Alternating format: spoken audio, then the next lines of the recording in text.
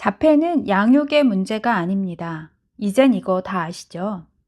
자폐는 신경 발달과 관련된 진단, 즉, 뇌가 정보를 처리하는 방식이 다르다는 의미예요. 현재 과학의 발달로 뇌 영상을 통해서 많은 자폐인들의 뇌의 다름을 이해하게 되었어요. 하지만 뇌 영상만으론 원인과 결과를 파악할 순 없죠. 즉, 사람과의 교류가 적어서 뇌의 영역이 약해진 것인지, 아니면 처음부터 얼굴에 대한 뇌의 반응이 약해서 사회적인 교류가 적어진 것인지는 알 수 없어요. 그럼에도 불구하고 뇌를 이해하는 건 너무 중요합니다. 왜냐하면 저희가 도전적인 행동이라고 느껴졌던 것들이 사실은 뇌의 생물학적인 차이로 인함이구나 라고 이해하면 조금 더 객관적으로 볼 수 있거든요.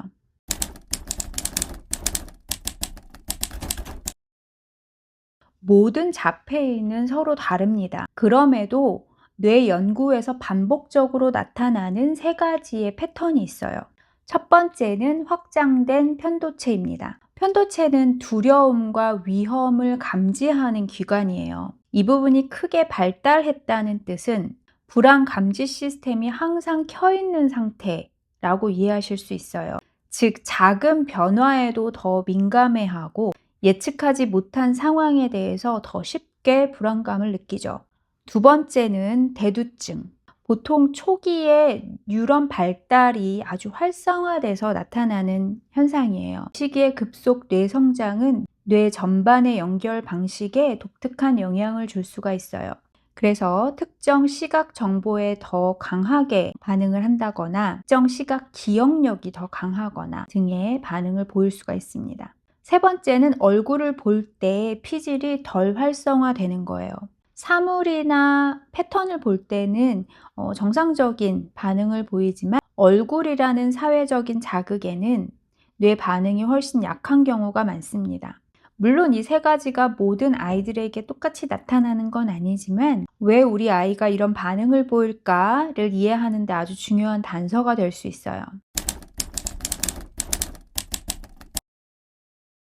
2004년에 브레인 저널 연구에 따르면 자폐 아이들의 뇌는 과소 연결과 과대 연결 두 가지가 모두 관찰된다고 해요. 과소 연결은 대뇌 피질 간의 연결이 좀 약해져 있는 경우가 많아요. 그 말은 중요한 뇌 영역 사이에 메시지 통합이 잘 전달이 안 되는 거죠. 그래서 전체적 사회적 맥락에 대한 이해나 언어적인 대화 혹은 실행 능력이 약할 수 있어요.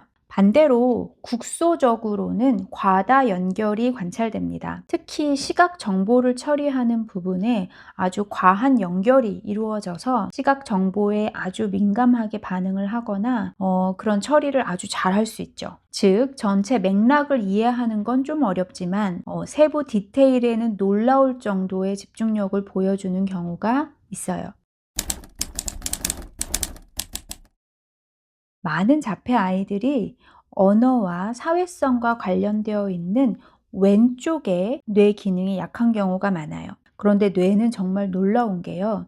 이 왼쪽의 역할이 약하기 때문에 오른쪽 뇌에서는 그걸 보상하기 위해서 더 강하게 활성화가 됩니다. 오른쪽의 뇌는 시각, 공간, 음악, 패턴을 담당해요. 그래서 일부 아이들 같은 경우에 예술이나 음악, 시각적인 기억 분야에서 아주 놀라운 능력을 보이는 경우가 있어요. 특히 시각 정보 처리에 대해서는 아주 강한 뉴런의 연결이 있는 경우가 많은데, 만약에 아이가 이를 통제 가능하게 되면 이건 아주 특별한 재능이 돼서 아주 디테일한 그림을 그린다든지 아니면 시각 정보를 기억해서 그걸 재현해낸다든지 하는 것이 가능한데, 만약에 아이가 이걸 통제하지 못하는 경우에는 정보가 너무 과도하게 많이 들어와서 혼란스럽거나 과부하를 느끼는 경우도 있습니다.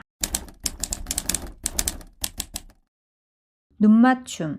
자폐 아이들을 이해할 때 가장 흔히 생각하는 어려움이죠. 그런데 눈맞춤이 어렵다고 해서 우리 아이들이 사회적인 상호작용을 원치 않는다는 건 아니에요. 많은 연구에서 아이들이 눈맞춤에 대해서 뇌에서 반응하는 것이 다르다라는 것을 밝혀냈어요. 자폐 아이들은 사람의 얼굴을 볼 때 그 관련된 뇌 피질 영역이 신경 전형 아이들보다 덜 활성화된다라고 밝혀냈어요. 즉, 이 말은 얼굴 자극이 중요한 정보라고 판단이 안 되는 거예요. 그런데 더 흥미로운 사실은 어떤 연구에서는 오히려 반대로 반응한다라는 연구가 나왔는데, 보통 사람들이 눈 맞춤을 할 때 이거는 호의적이야 라고, 긍정적이야 라고 반응하는 뇌 부위가 있고, 다른 사람이 시선을 돌릴 때 부정적으로 감지하는 뇌의 영역이 있는데, 저희 아이들은 그게 반대로 작용을 한다는 거예요. 즉, 다른 사람과 눈 맞춤을 할 때 부정적이라고 인식하는 뇌 부위가 활성화가 되고,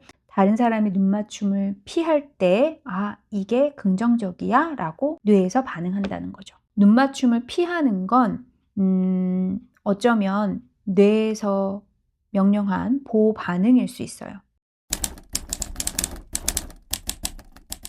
자폐 아이들은 작은 변화에도 금방 불안해하거나 힘들어할 수 있어요. 이건 바로 편도체 때문인데요. 신경 전형 아이들보다 보통 한 20% 정도 더 크다고 해요. 이 말은 즉 경계 모드가 기본값이 되는 거예요. 그래서 예측하지 못한 소리나 루틴의 작은 변화 혹은 다른 사람의 갑작스러운 움직임 자체가 아이에게는 위협이라고 느낄 수 있어요. 하지만 무엇을 위협으로 느끼는지는 물론 아이마다 틀려요. 이거는 선택이나 행동 문제가 아니라 뇌의 생물학적인 민감성의 문제예요. 그래서 아이한테 이거 위험한 거 아니야, 이거 괜찮은 거야 를 가리키는 게 가장 중요하고요. 그러면 아이들의 행동이 훨씬 더 안정화됩니다.